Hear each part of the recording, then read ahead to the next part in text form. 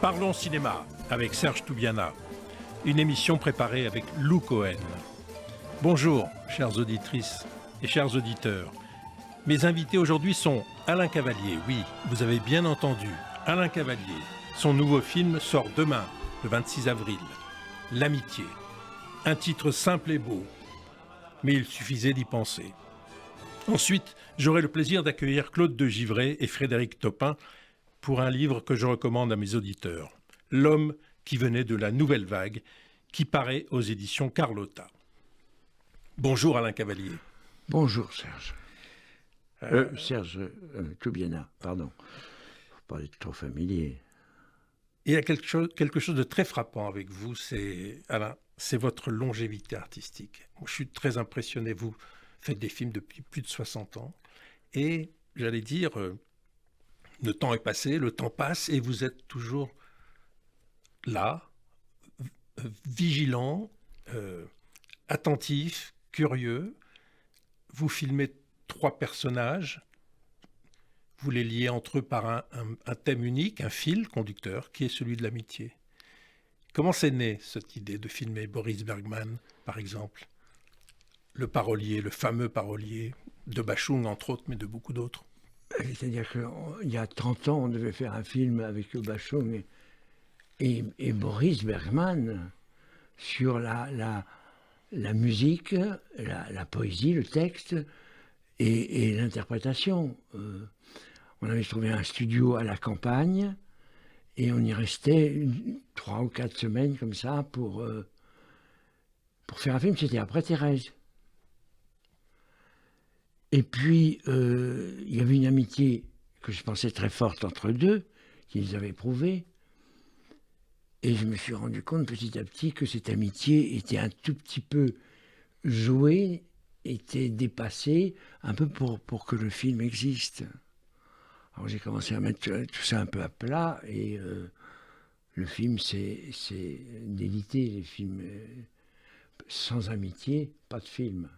Ça aurait été un film sur l'amitié, déjà. Sur l'amitié entre deux. Leur amitié. Et sur le travail musical et littéraire et vocal. Et vous avez filmé quelque chose? Il y a des images Non, j'ai pris des notes que je ramène 35 ans après, à Boris d'ailleurs. Et pas de film, rien. Un film, une absence de film, comme avec Emmanuel Bernheim, une absence de film aussi. Et j'ai eu 3 absences de film, et avec Irène, ma deuxième femme, un film que j'avais tourné avec elle, et elle est morte 15 jours avant le tournage. 3 fantômes. Donc vous avez comme ça, il y a dans votre riche filmographie, Alain, il y a des films fantômes, il y a des films qui ont failli se faire et qui ne se sont pas faits parce qu'à un moment donné, il y a quelque chose cloche ou quelque chose manque. Humainement, il y a une petite catastrophe qui fait que hop, ça s'enfuit, quoi. Et ça reste comme une... Et on comble après en faisant la même chose, en reprenant les personnes, en essayant... On ne peut pas supporter de ne pas l'avoir fait. Il y avait quelque chose chez Bachung qui vous intéressait, qui vous séduisait? Surtout, c'est Boris. Ah, c'est Boris, d'accord. Boris Bergman. C'est la poésie de Boris. Parce que la poésie de Boris est une chose extrêmement rare dans l'esprit français, dans la chanson française, même totalement unique. Et je voulais en tenir compte, le raconter. Et Boris, à un moment, chante sa chanson, dont il est l'auteur, je trouve, oserais-je dire, presque mieux que Bachung, parce que c'est lui, c'est ses mots à lui. Vertige de l'amour. Oui, Vertige de l'amour. C'est le mot à lui qui sort. Alors vous le filmez chez lui, vraiment dans son bric-à-brac, dans son appartement qui est à la fois son atelier, qui est tout, là où il vit, là où il écrit, là où il compose, là où il chante, là où il vit avec sa femme, son épouse, qui est japonaise. Il y a un côté Capharnaüm, non? C'est toute une vie qui est là. Et vous entrez avec votre petite caméra. Moi, depuis des mois et des mois, je vais le voir de temps en temps, comme je vais voir d'autres personnes que lui. Et je le filme sans penser qu'un jour, je ferai un film et que je le publierai, et que je le proposerai aux spectateurs. Et puis, un jour, il se trouve que l'accumulation de ce que j'ai tourné, par petites doses, tranquillement, sans idée préconçue, prend la forme d'un film. Et d'une association avec d'autres personnes avec qui j'ai traversé un peu les mêmes... C'est-à-dire le travail cinématographique, le travail, l'amitié qui vient du travail, qui est une chose très spéciale. Et quand le travail réussit, comme avec Maurice Bernard et Thérèse, on est restés très liés, très amis. Et quand le travail capote, comme avec Boris, aussi, c'est une raison de rester très lié dans la tourmente, en fait. Et avec l'autre, qui est un coursier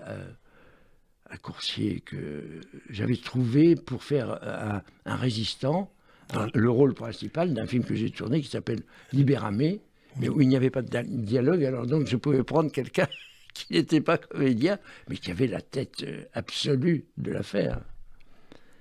Et lui, je suis resté très lié avec lui. Il a fait le film, il est redevenu coursier, et il a fait le film. Comme le film n'a eu aucun succès, on n'est pas venu le harceler après, heureusement pour lui. Il a continué.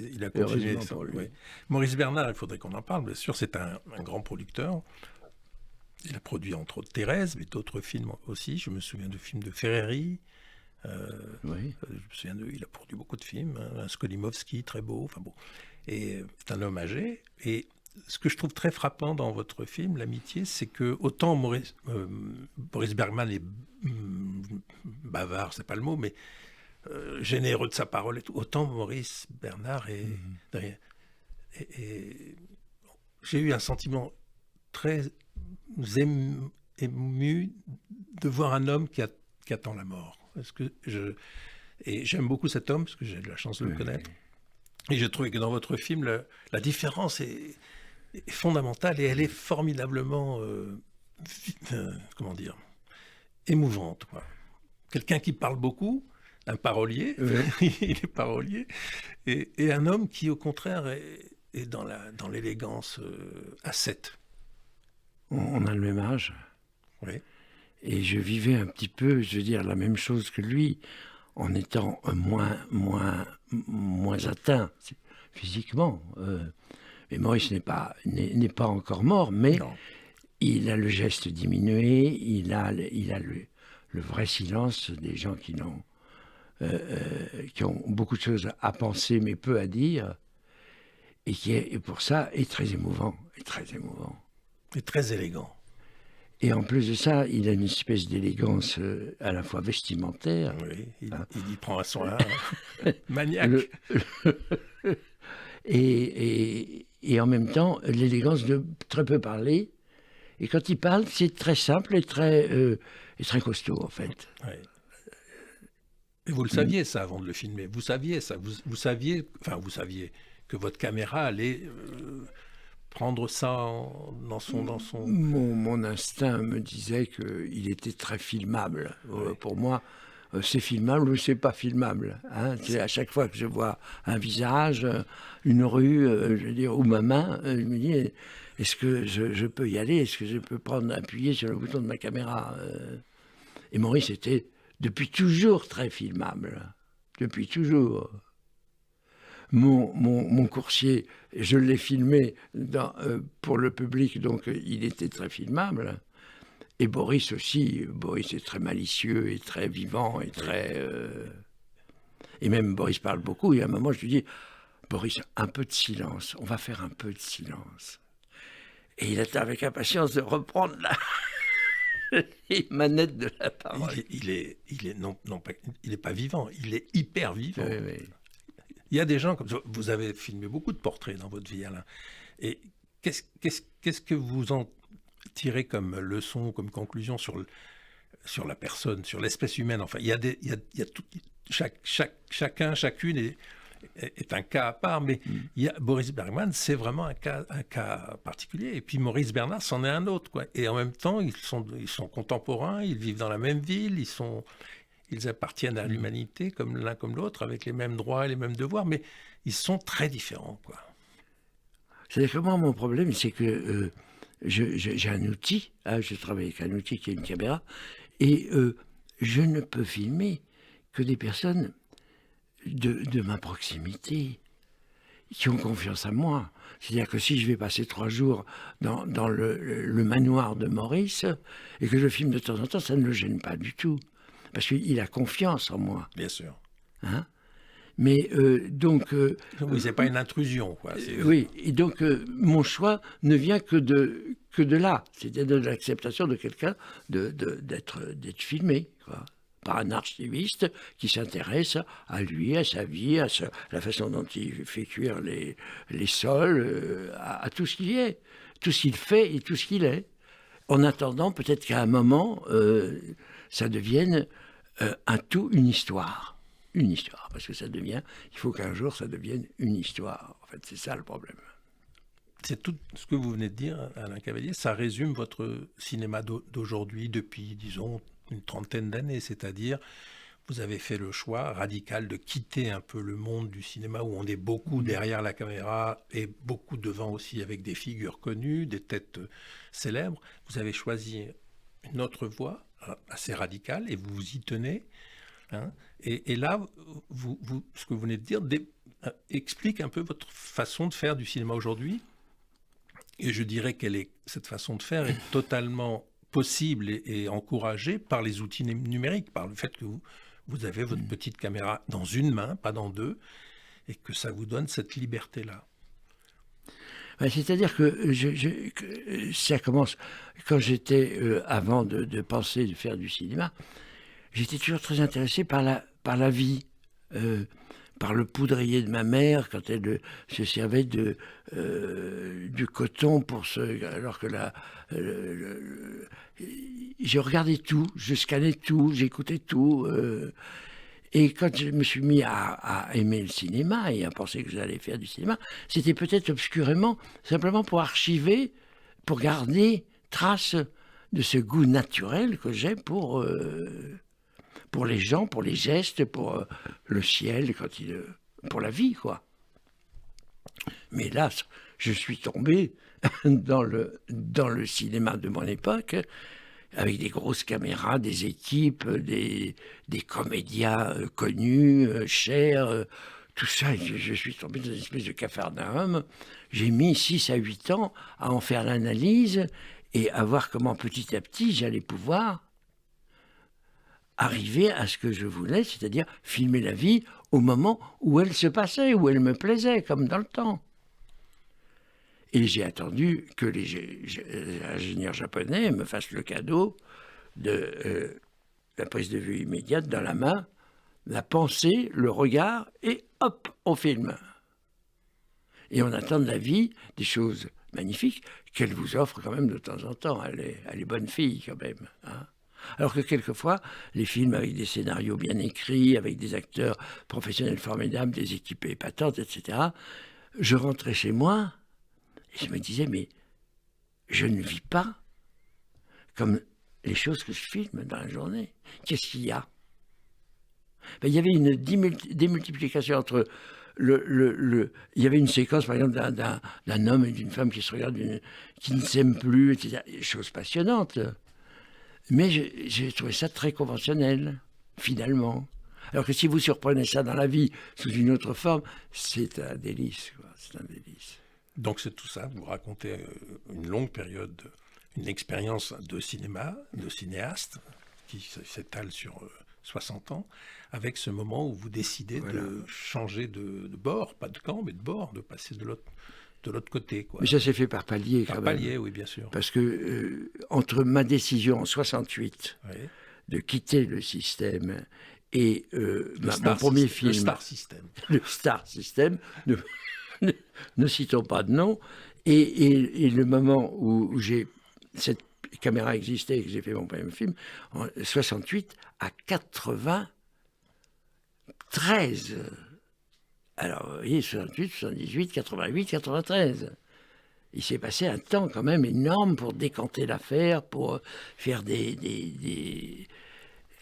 espèces de détours par des films en studio, sans décor, Oui, comme Thérèse ou Thérèse. Libéramé, et faire des films avec des acteurs dont on ne racontait que leur propre vie, avec leur propre langue, leurs mots, chacun écrit, et des documentaires, aussi, ce qu'on appelait des documentaires, sur des portraits de femmes qui travaillent, enfin, avant d'y arriver, avant d'être heureux. Vous vous rendez compte que moi, je suis arrivé, non, mon histoire est folle, personnelle, pour moi, à 60 ans, c'est la jouvence, j'ai la caméra qui correspond à mes envies de jeune homme.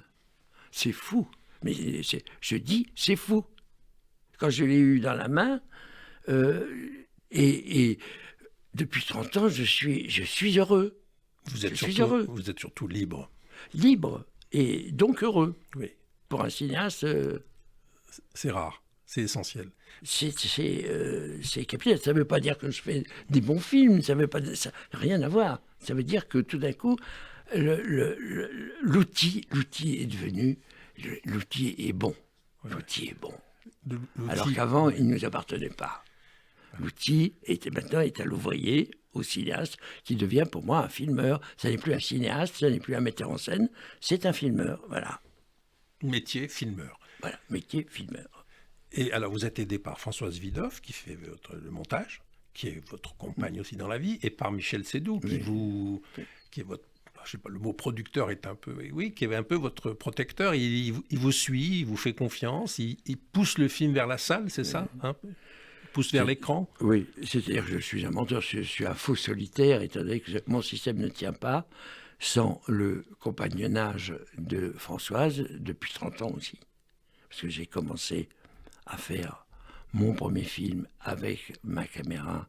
Elle ramenait une dorade du marché et je l'ai trouvée superbe. Je lui ai demandé de la poser sur la table et je l'ai filmée. Je lui ai demandé combien coûtait cette dorade et un film était en route qui était de ma rencontre avec elle et qui s'est appelé La Rencontre et qui était le début de ma nouvelle vie. Votre conversion. ma reconversion, ou la découverte, comme vous dites, de la liberté de filmer. La liberté de filmer. Sans argent, sans équipe, sans acteur, sans producteur, sans distributeur, au départ. Oui. C'est-à-dire que vous terminez votre film, seul le film que j'ai fait, que vous avez vu, je l'ai apporté à Michel Seydoux, fait, avec 3 000 € de frais de régie, c'est-à-dire de voyage et de petites choses. Et c'est énorme, 3 000 €. Et c'est à ce moment-là que les choses intéressantes se passent. Il le regarde, Michel, on en discute, il m'alerte parce que c'est un très bon spectateur, il m'alerte sur j'équilibre, je travaille, etc., etc. Il l'introduit dans la machine, il trouve un distributeur, il me paie. Il paie Françoise. Et il assure la sortie du film. C'est magnifique, c'est magnifique. Voilà, mais vous mettez toute votre vie à mettre au point un truc qui vous convient. Mais ça m'amuse parce que je pourrais aussi m'être arrêté à faire des films à 60 ans, comme ça serait normal aussi, et puis consacrer la fin de ma vie à vivre sans filmer et sans préoccupation de film, et vivre. Parce que là, je vis quand même pour filmer en partie. Ben vous vivez cinéma. Voilà, je vis et je filme. Je vis, je filme. Je vis, je filme. Voilà. Magnifique. Mais pourquoi pas? L'angoisse de la mort est complètement en partie éliminée par le fait que je filme. Lou, qu'est-ce que vous pensez de cette leçon de vie et d'amour du cinéma? Ah bah, je suis un peu sans voile avec tout ce que j'entends, mais justement j'ai trouvé votre film très beau, parce que il s'appelle L'amitié, on l'a dit, mais il aurait pu aussi peut-être s'appeler L'amour, parce qu'en plus de filmer votre amitié avec ces 3 personnages, entre guillemets, vous filmez aussi l'intimité de leur couple. Pourquoi est-ce que vous avez voulu le montrer aussi? Ben ça, c'est l'astuce, en fait, dramatique. C'est que s'il n'y avait pas eu leur femme, c'était pas possible, ça n'avait aucun intérêt. Voilà. Pourquoi Parce que je ne pouvais pas les isoler. Ah oui, bien sûr. Voilà. Et c'est des femmes qui comptent énormément dans leur vie. La femme de Maurice, Florence Dolé. C'est un écrivain, Ouais. une écrivaine, je ne sais pas comment on dit, disons une écrivaine. Hein. Et puis, mon très cher Thierry, lui, sa femme, a eu des problèmes physiques. Elle ne souhaitait pas être filmée. Donc, on voit simplement son fauteuil roulant, mais elle est présente. Et off, on l'entend. Malika, On oui. l'entend très bien. On l'entend très, très bien. Malika. Et puis, Boris a une japonaise que je connais Boris, c'est-à-dire depuis le temps où on travaillait ensemble, et qui avait une qualité extraordinaire. On allait déjeuner tous les trois. Alors avec Boris, on parlait beaucoup. Et elle lisait des romans français pendant le repas. Elle lisait Balzac pendant qu'on causait au restaurant avec Boris. Magnifique femme. Oui, c'est vrai, la remarque de Lou, j'y avais pas pensé, est essentielle. C'est-à-dire que pour filmer des hommes libres et librement, il faut qu'il y ait quand même un socle d'amitié amoureuse et d'amour fondé sur l'amitié, la confiance, le temps, enfin, etc. Tout ça fait partie du film aussi. Et que les femmes vous acceptent aussi. Ouais. C'est-à-dire qu'il faut être accepté par l'homme et par la femme. Et quelquefois, quand l'homme hésite un tout petit peu, si la femme est plus décidée, elle l'entraîne, elle le calme, Et souvent, il y a des choses assez intéressantes dans le sens que vous avez et vous attendez quelque chose et ils vous font quelquefois un petit cadeau. Si éventuellement ça devient un film, ils placent quelque chose qui pense bon pour moi et pour le film. Et souvent, je ne m'en aperçois qu'au montage. Je ne m'en aperçois pas tout de suite parce qu'il y a une certaine tension quand on filme et on n'analyse pas tout. Hein. On a des problèmes de cadre, on a des problèmes de voix off, qu'est-ce qu'il va faire, il va aller à droite, à gauche. On a des problèmes physiques et l'ambiance sentimentale est un peu floue. Et là, on découvre quand même qu'il y a un vrai dialogue avec son modèle, en fait. Il y a des souterrains comme ça. Il y a des cadeaux, chacun fait un cadeau Oui, à l'autre. voilà. C'est un échange, C'est un le vrai. potlatch. Le potlatch, oui. C'est très japonais. Merci Alain, c'est un bonheur de vous entendre, de dialoguer avec vous. Merci beaucoup. Et bonne chance à l'amitié. L'amitié. Et vive l'amitié. Vive l'amitié. Et l'amour, mais c'est la même chose.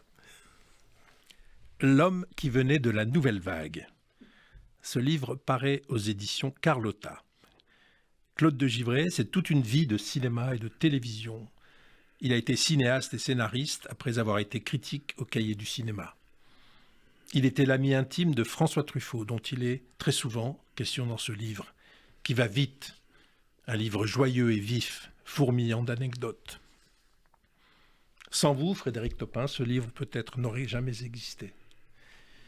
Quel a été votre rôle ? Mais c'est moi qui avais envie de faire quelque chose sur Claude.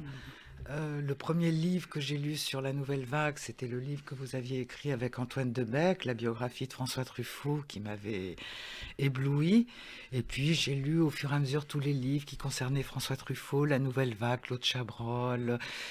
Et j'ai connu Claude il y a longtemps, au début des années 90, quand j'étais scénariste. Enfin, je suis toujours scénariste d'ailleurs, pour la télévision. Et je savais que Claude avait connu François Truffaut, je savais tout ça, mais je n'osais pas lui poser de questions. D'abord parce que j'étais timide et parce que j'étais jeune et que je pensais à mon avenir et pas tellement au passé en fait. Et puis c'est petit à petit où on s'est revu avec Claude, bien après qu'il ait quitté la chaîne, que j'ai eu envie de faire quelque chose sur lui.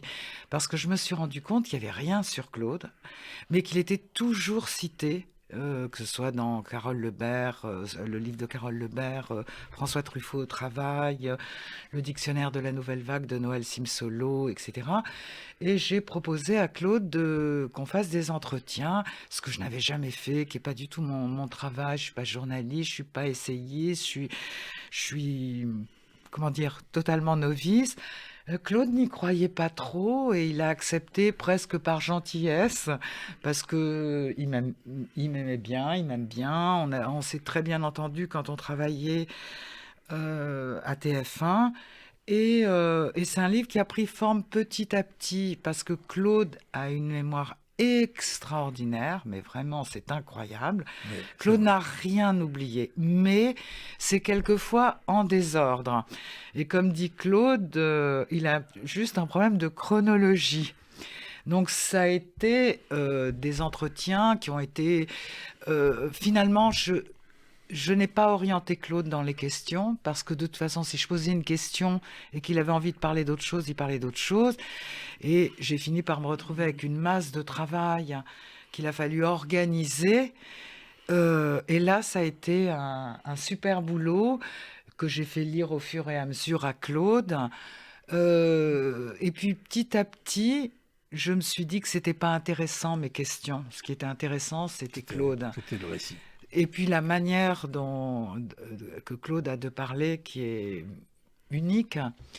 Et donc voilà, je me suis mise dans la peau de Claude. Alors, Claude Oui. de Givray. Donc, vous avez, Frédéric Topin s'est mis dans votre peau. Oui. Mais moi, j'ai adoré votre livre. Je le dis à vous deux, parce que c'est votre livre. Oui, c'est notre livre. Absolument. Et c'est vrai que ça coule, la vie de Claude coule, mais alors, c'est pas un fleuve, parce que c'est une espèce de ruisseau qui devient un fleuve, parce que c'est une vie incroyable. Vous êtes né en 1933 à Nice. Vous avez vécu une vraie vie autour du cinéma, dans le cinéma, puis à la télévision, avec effectivement une mémoire mais phénoménale. Tout est revenu, tout revient de votre parcours, de votre chemin de vie, quoi, comme on dit. Oui, c'est ça. Le problème, c'est que... Mais surtout, vous êtes un grand narrateur. J'ai oublié l'essentiel, c'est que vous aimez raconter, quoi. Ah oui, c'est ça. Oui. Oui, d'ailleurs, avec Madeleine Morgenstern, on se téléphone et on se raconte des bouts de notre vie, comme ça. Parce qu'effectivement, en même temps, il n'y a que ça.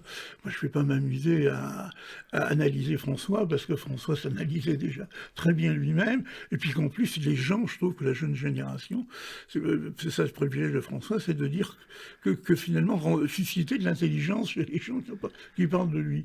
Et donc, c'est vrai que les gens en parlent très bien et tout, moi, je ne vais pas... Mais par contre, ce qui me plaisait, c'était d'essayer de prouver aux gens que c'est vrai qu'il y a des jeunes gens qui voient un peu François comme un génie ou je ne sais rien, que finalement c'est quelqu'un d'absolument normal, quoi. C'est quelqu'un comme ça qui finalement était autodidacte et puis a avancé dans la vie et que tout le monde, à la limite, avec une certaine lucidité et une certaine hygiène de pensée, peut devenir François Truffaut. C'est un problème de méthode, c'est pas un problème de...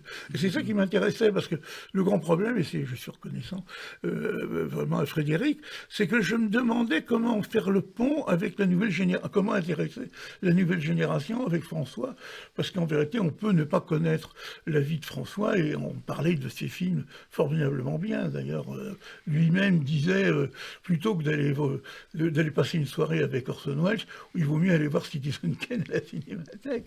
Donc en vérité, l'œuvre est plus importante évidemment que l'homme. Mais vous voyez, Claude, dès qu'on parle de vous, vous parlez de François Truffaut. Mais il n'y a pas que...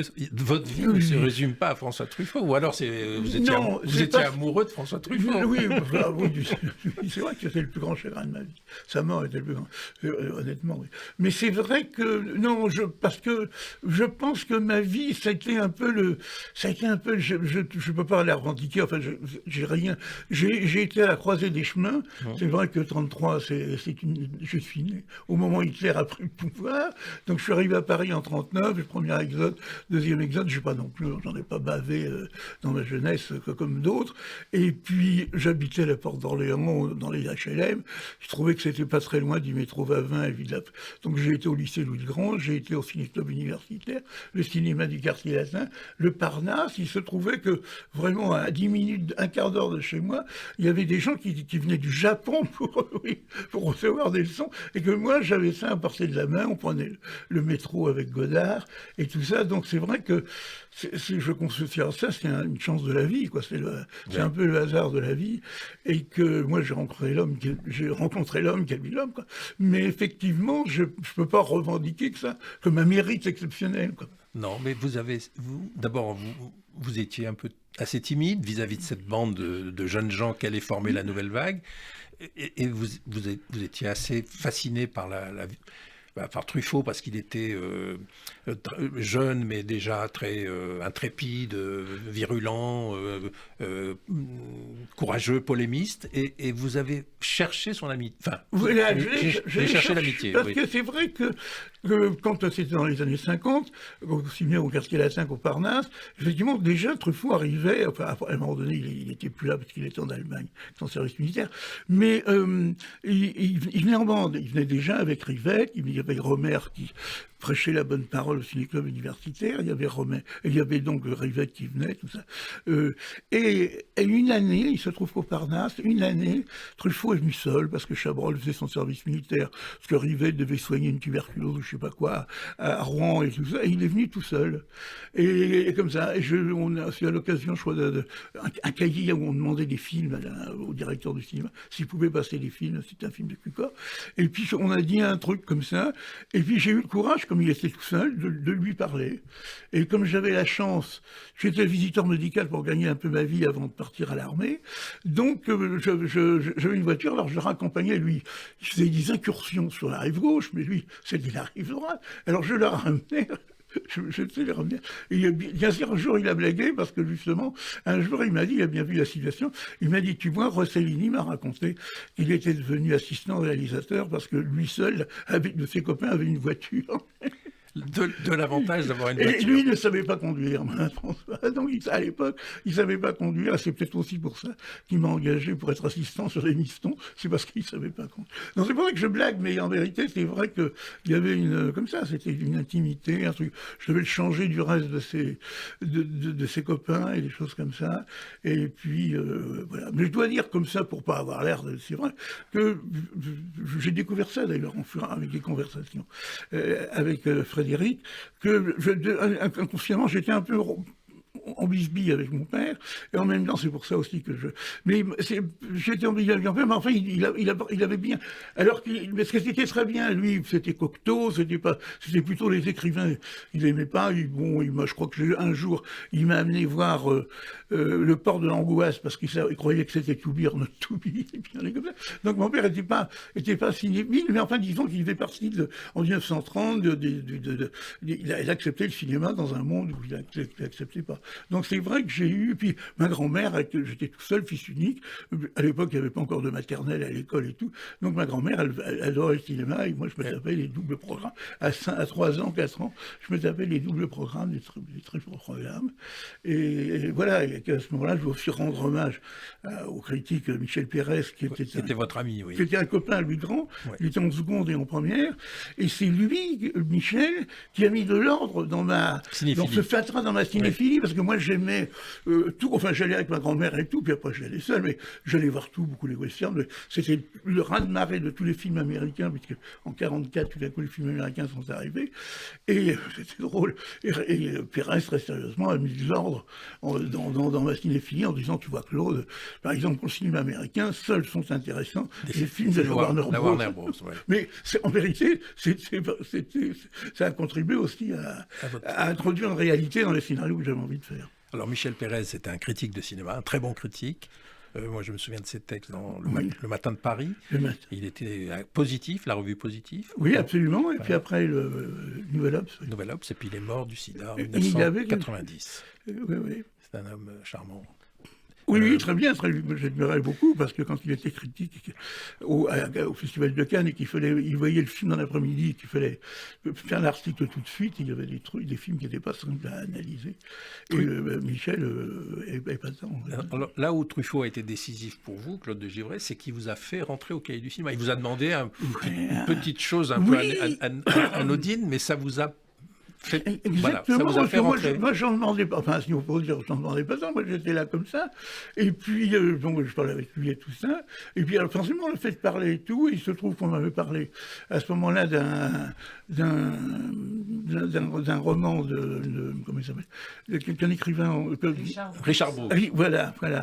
Et donc, il avait écrit un bouquin très, très, très marrant que j'avais lu en diagonale, je ne lisais pas tellement bien l'anglais, et j'avais raconté un peu des histoires sur Bogart, des histoires sur Cécile B2000 et tout, enfin, c'était très bien. Et puis c'est tout, et puis il n'y a pas de téléphone portable, il n'y avait rien, mais on savait qu'on allait se voir pratiquement toutes les semaines, et puis 3 semaines après, je ne sais pas quoi, François me dit, voilà, on a téléphoné à ce réalisateur, et puis il est d'accord, on a téléphoné, je ne sais pas où, qui avait en Amérique, et il est d'accord pour qu'on publie, alors vous me faites un petit chapeau, vous me faites un petit chapeau, et puis après vous me traduisez un chapitre de... je crois que j'avais pris un truc de Cécile B2000, où Cécile B2000 disait, pour le cinéma, ce qui est le mieux, c'est la Bible, parce que dans la Bible, il y a Dieu, il y a le sexe, et il y a l'action. Donc voilà, c'est votre première incursion Alors, cahier du cinéma. voilà. Et Voilà. après, j'ai fait ma première critique sur la comédie musicale, sur Beau Fixe sur New York, où je disais que ce qui était beau dans la comédie musicale, c'est qu'on pouvait prendre des sujets sérieux, on n'était pas obligé uniquement de prendre, et que Beau Fixe sur New York, c'est l'histoire d'une amitié, voilà. Alors, il y a un moment important où je me souviens, je crois que vous avez fait votre service militaire en Algérie, Oui. Et vous êtes le seul de la bande, Oui. de cette bande de la Nouvelle Vague à avoir fait votre service en Algérie. Oui, parce que, moi je traînais, puis c'est ça, donc je m'étais inscrit à la fac d'histoire et de géographie, oui, c'est ça, je faisais pour avoir le sursis d'ailleurs. Et puis je faisais un peu de visite médicale pour avoir de l'argent, et puis les artistes, ou les cahiers, surtout les grandes soirées au cahier avec tout ça, avec Rivette, avec tout le monde. Et puis donc petit à petit, c'est arrivé l'échéance. Et puis en 58, je me suis retrouvé, j'avais 25 ans et tout. Et puis voilà, je m'étais dit aussi un peu naïvement, comme je n'avais pratiquement pas quitté le casque latin et le machin, je me suis dit naïvement, puis je n'avais pas le courage de déserter ou un truc comme ça. Et puis je pensais que c'était un peu compliqué, enfin c'était pas non plus une solution. Et puis donc, j'étais contre la garde de Jarry, mais oui, j'ai fait mon peloton d'abord de caporal, et après... Et vous avez écrit à Truffaut des lettres. Oui, alors, Sur Truffaut, d'abord, ma fille, oui, il a fait des blagues dans les cahiers du cinéma en me disant que ma marraine de guerre allait être Gloria Graham. Enfin bon.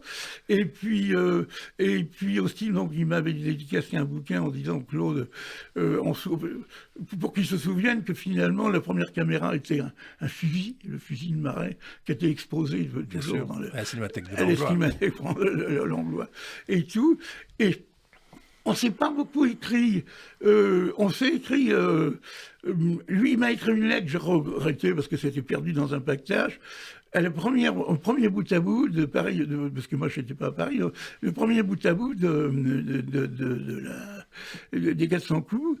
Et il disait, c'était drôle, parce qu'il disait, moi qui ai toujours vilipendé un peu le côté franchouillard des films français, il était déçu. Il avait trouvé que la première projection faisait un peu franchouillard. Et moi, voilà, c'est ça. Et après, d'ailleurs, j'ai vu qu'il avait coupé d'autres choses, qu'il avait coupé quelques trucs, et puis qu'en réalité, il était étonné. On adorait le film américain, on n'aimait pas tellement les films français, mais qu'effectivement, le film français était inclus dans nos gènes, quoi. Et puis voilà. Il a produit votre premier film, Truffaut. D'abord, vous avez coécrit le scénario. C'était un cadeau incroyable, Oui. parce que je rêve, d'ailleurs, c'est un cadeau incroyable, parce que, donc, je pars à l'armée, effectivement, à la fin, je suis officier, je lui ai écrit une fameuse lettre d'une petite opération militaire un peu tordue, et puis, je suis allé à la bibliothèque du machin, et puis, je reviens, et il me dit, qu'est-ce que tu vas faire? Et comme Philippe de Broca avait été un très grand premier assistant, et puis qui était le premier assistant du Beaucaire, Philippe de Broca, gentiment, m'a dit, si tu veux, je te prends comme assistant. Et Truffaut me dit, mais tu préférerais pas faire un film? J'étais un tout petit peu près de court, et ce qui était assez drôle, c'est qu'effectivement, je dis, oui, je pourrais faire un film sur l'armée, mais je pourrais pas tout dire et tout ça. Et puis, oui, c'était de l'avance, je crois qu'il devait y avoir de l'avance et tout ça. Et il me dit, bon, peut-être sur l'armée et tout ça. Et il me présente son beau-père, parce que c'était lui, c'est lui qui avait quand même les cordons de la bourse avec François, quoi. Le beau-père, c'est donc Le beau-père, Ignace Morgenstern. Voilà, le père de Madeleine. Le père de Madeleine Le Morgenstern. père de Madeleine, et il était drôle, le beau-père. Il disait de tous les projets, parce que François avait présenté des projets, c'est le seul qui me rassure. Et il m'avait dit, après j'étais un peu coincé, il m'avait dit, si vous pouvez avoir les droits du tir au flanc. Tir au flanc, c'est un titre, il n'y a pas besoin de comédien, pas besoin de choses comme ça. Ça marche. Ça marche. Il avait distribué, d'ailleurs, quand il était distributeur dans le Nord, et tout ça. Et moi, donc, je téléphone à la Société des auteurs en disant que je parlais à l'héritier de Moisillon. Moisillon avait 82 ans, il était très drôle. Mais du coup, j'étais obligé de respecter un peu son scénario, parce que je voulais avoir le titre et tout. Et alors, je disais la fille dans la chambrée, tout ça, la pièce datait de 1902. Alors, il m'avait dit, j'ai dit quand même, une fille dans la chambrée, un jour, il m'avait dit, mais pourquoi vous voulez vous priver d'une situation qui a fait rire 2 millions de personnes, vous voyez? Donc, c'était drôle, et puis avec Truffaut, alors ça c'était très drôle, mais Truffaut, puis tous les trois, on blaguait, parce que tout à coup, on était jeunes et tout ça, et alors, je sais pas quoi, on a parlé du film de Louis Malle, d'ailleurs, ça se dit dans le métro. Il a dit, mais je sais pas, je parie du tout, mais je dis, moi, ça dit dans le métro et tout. Et Truffaut lui dit, mais c'est une comédie qui ne veut pas faire rire. Alors, on dit, on prend son souffle et dit, mais vous savez, c'est une théorie très dangereuse. Voilà, et puis voilà, c'est ça. Et puis donc, et je voulais faire la suite après. Alors c'est vrai que les gens ont trouvé à l'époque que Tir au flanc c'était un peu cavalier, dans la mesure où effectivement en pleine guerre d'Algérie, je voulais pas non plus être un cheval entre deux trucs, mais je voulais faire la suite avec Claude Nedjar, qui avait eu une vie assez compliquée que j'avais connue à Cherchel, à l'école d'officier. Donc on a écrit un scénario sur la vie d'un poste militaire où ils se retrouvent, mais ils sont dans un poste militaire et puis on rencontre. Et ça, le scénario, on n'a pas pu le monter, on l'a préparé, mais on n'a pas pu le monter. Donc Tir au flanc, c'est une pièce de André Moisillon. C'est ça. Vous l'avez coécrit avec Truffaut, produit par les films du Carrosse. C'est ça, oui, donc, oui. Et moi, j'avais une obsession, je ne voulais pas perdre d'argent à mon copain. Oui, c'est ça. J'étais là comme ça, et puis il y avait beaucoup d'improvisation, parce qu'en vérité, presque toute la chambrée, c'était pas des comédiens ou des apprentis comédiens, c'était des apprentis réalisateurs. Donc il y avait Corbert, il y avait Serge Corbert, oui. Jean-François Adam, il y avait Cabu. Cabu, moi, la mort de Cabu, c'est parce que j'ai quand même fréquenté Cabu tous les jours pendant un mois. Donc il y avait Cabu, et Cabu, j'avais à la fois fait jouer dedans, alors c'était lui qui faisait des gags. Je vais même acheter des gags comme à l'américaine, je vais acheter des gags, notamment des militaires qui mitraillaient dans c'était une affiche assez connue, on voyait des militaires qui défilaient, 3 militaires avec leurs mitraillettes dans le dos l'un des autres, et qui passaient devant une affiche Ripollin où il y avait 3 peintres qui se plaignaient dans le dos. Et ça, je vais acheter comme ça des gags officiellement. Et puis en même temps, il nourrissait les gags. Il y avait Pierre Maglon et tout ça, en vérité. Cabu a dessiné des affiches du film. Et il a dessiné des affiches du film. Le dossier de presse, voilà. il a fait Claude a beaucoup d'illustrations de Cabu, qui a fait des choses formidables, qui était très très jeune. Il avait une vingtaine d'années. Oui, et ça s'était très mal passé. Dites-moi, mais en 62... on ne pouvait pas toucher à l'armée. Enfin, il y avait une censure incroyable en France. Oui, d'ailleurs, le film, il a failli être interdit en Suisse. C'est drôle. Et même en France, alors Dieu sait que c'était quand même les gens, évidemment, je me suis fait un peu engueuler quand le film est sorti, parce qu'ils m'ont dit, mais j'ai dit, moi je garde la tradition, mais effectivement, je n'ose pas toucher, s'il y avait 2 ou 3 allusions à une grande opération, et Truffaut jouait, parce que François Truffaut m'avait raconté quand il était en prison, dans une prison militaire, il était en treillis, et elle disait, c'est très bien les poches du treillis, la poche de pantalon, c'est juste le format pour les plastiques Larousse. Parce que toute notre vie avec François, on parlait des classiques là-haut, parce qu'en vérité, les scénarios, on les découpait, comme François, on les découpait comme on apprenait à découper dans les classiques Larousse, premier acte, deuxième acte, troisième, première chose qu'on faisait quand on touchait un scénario, enfin, on disait on va le faire en 3 actes, en 5 actes, pas faire des séquences trop disparates, mais faire des paquets, et puis faire passer le temps entre chaque acte et tout ça. Donc, c'est en vérité les premiers synopsis qu'on faisait, enfin, que je faisais, parce que lui, ça l'embêtait de faire ce truc, et bien, c'était les classiques Larousse, donc c'était très classique, La méthode de travail. la méthode de travail. Et vous avez réalisé quelques films, et puis vous avez été scénariste aussi de François Truffaut, avec Bernard Revon, Baiser volé. Oui, c'est ça, c'est parce que c'est grâce à un film que j'ai fait, le dernier des 4 films que j'ai fait, qui était L'amour à la chaîne. Oui. Comme j'avais fait lire le scénario autrement, mais il n'était pas du tout dans le coup. Mais comme ça, et puis après, il a vu le film, il a bien aimé. À l'époque, ils ont vraiment été gentils, les Cavaliers. Et puis. Et donc François a dû voir que c'est vrai que Bernard Revon n'était pas un très grand cinéphile, mais par contre il avait une vie assez là, et puis il a du concours, il était un peu comme Cavalier, il faisait un peu, je veux dire, concours général de philosophie, enfin, mais il y avait du recul par rapport à moi, qui était peut-être un peu trop le nez sur les obstacles, et donc il avait vu que ça avait bien fonctionné, et un jour, mais c'était plus tard, hein, c'était comme ça, donc il nous a fait venir, comme ça, et puis c'est ça, c'est là où il a dit, voilà, je vais écrire... oui, mais je vais faire la suite, oui, enfin, il avait dit, je vais faire la suite de Baiser volé, parce que Antoine et Colette l'avaient encouragé, là, le court-métrage qu'il avait fait, l'avait encouragé, avait vu que c'était possible de faire la suite de Douanel, et donc il nous a dit 3 choses. Il a dit ça se passera après le service militaire. Donc c'est vrai que c'est Jean-Pierre Léaud qui quitte le service militaire. Le film, il avait dit, le film s'appellera Baiser volé. Je sais que les producteurs, les distributeurs préféraient que ça s'appelle Que reste-t-il de nos amours. Et puis il a dit dedans, il y aura une scène où une très belle femme demandera à Jean-Pierre Léaud s'il aime la musique et que Jean-Pierre Léaud, tellement touché, tellement bouleversé, dira oui monsieur. C'est une scène d'ailleurs qui est dans les mémoires d'Anatole France. Absolument. Il ne savait pas à l'époque. C'est la fameuse scène avec Delphine Seyrig. Et on est parti de ces 3 trucs-là. Et puis après, avec Bernard Revon, ce qu'on aimait bien faire, on est parti. Je crois que c'est bien. François disait, il faut toujours, dans les métiers, nous on a tendance à sous-dédramatiser. Donc il disait, il faut qu'on prenne les situations fortes. Donc je ne sais plus comment ça c'est arrivé, ou si c'est peut-être Revon, Jean-Pierre Léaud, détective privé.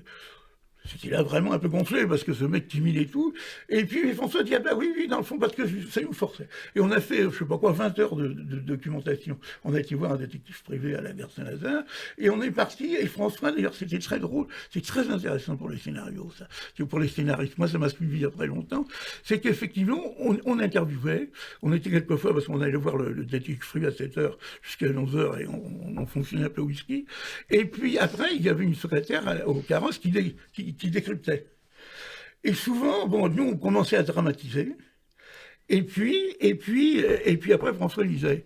Et quelquefois, il y a des fois, ça marchait bien, et quelquefois, il demandait à lire le compte-rendu, vous voyez, de ce que le mec nous avait raconté. Et il nous avait dit gâcher. Vous gâchez. Gâcher parce qu'on a mal utilisé le fil vert, on le fait perdre sa substance mystérieuse.